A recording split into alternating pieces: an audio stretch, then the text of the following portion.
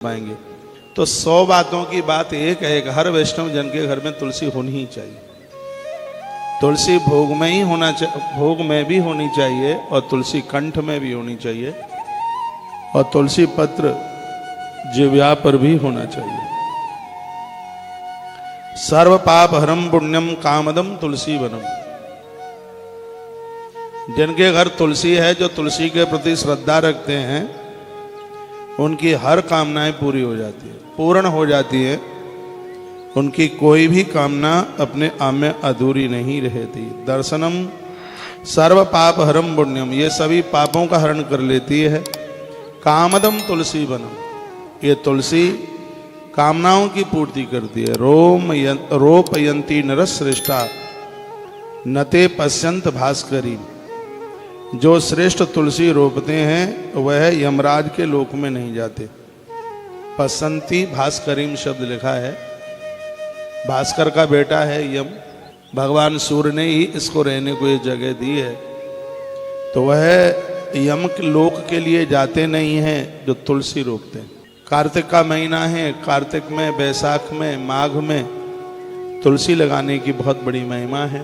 तो आप तुलसी लगाइए। जो श्रेष्ठ तुलसी रोपते हैं तो उन्हें बिल्कुल यमराज की देहली पर जाना नहीं होता। दर्शनम नर्मदायास्तु गंगा स्नानम तथैव च तुलसी वन संसर्ग सममेतस्त्रयम् स्मृतम्। नर्मदा का दर्शन और गंगा का स्नान और तुलसी का सानिध्य, ये तीनों एक बराबर है। लिखने के लायक बात है। गंगा नहा करके आपको जितना पुण्य प्राप्त होता है, नर्मदा मैया का सिर्फ दर्शन करके उतना फल मिल जाता है। नर्मदा मैया के दर्शन से जितना आपको फल प्राप्त होता है, उतना फल सिर्फ आप तुलसी मैया के बगल से निकल जाते हैं, उसके सानिध्य से निकल जाते हैं, उतने फल की प्राप्ति हो जाती है। कितनी बड़ी महिमा है इसकी।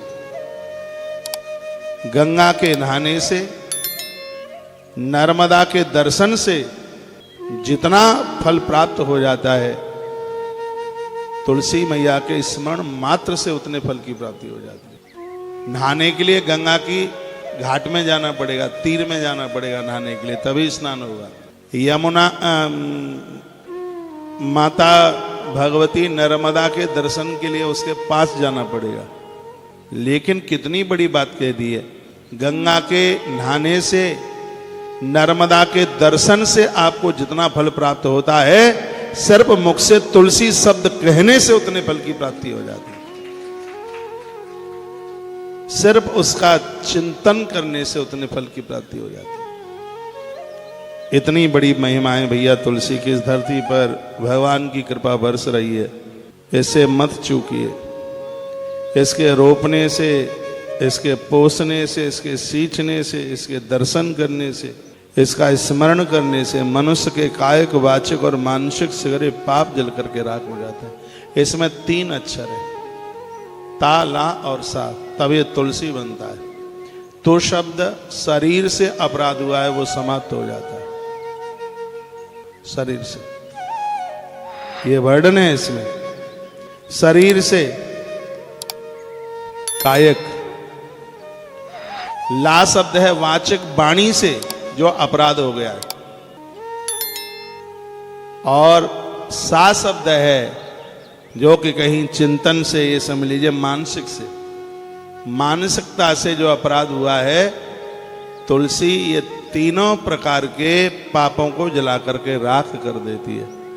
3 शब्द ता, ला और सा, शरीर से, वाणी से और मन से होने वाले अपराध को जो समाप्त कर देती है, वही 3 अक्षरों से सुशोभित वो मां तुलसी। श्लोक बोल रहा हूं, सुनिए।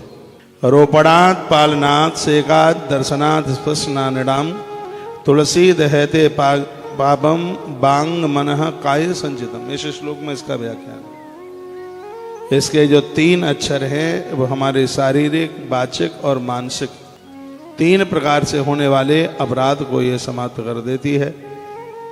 मृत्यु लोक का वरदान है तुलसी। सबके घर में तुलसी होनी चाहिए। भगवान बड़े दुखित होते हैं उस घर में जिस घर में तुलसी नहीं होती। तुलसी मंजरी भीर्या होर्यादि हरिर्चनम न सगर्भगृहं याति मुक्त भागी न संशया। बड़ी सुंदर बात कही गई है। जो तुलसी की मंजरी से भगवान हरि की अर्चना करते हैं वह कभी किसी नारी के गर्भ में नहीं जाते, उनका मोक्ष हो जाता है और लंबे समय के लिए वो भगवान के पार्षद बन करके ठाकुर जी के धाम में रहते हैं। न सगर्भ ग्रहम याति मुक्त भागी न संशय। उन्हें गर्भ का कष्ट नहीं उठाना पड़ता, वो मुक्त हो जाते हैं, उनको आनंद हो जाता है। इसलिए तुलसी के प्रति पूरी श्रद्धा रखिए।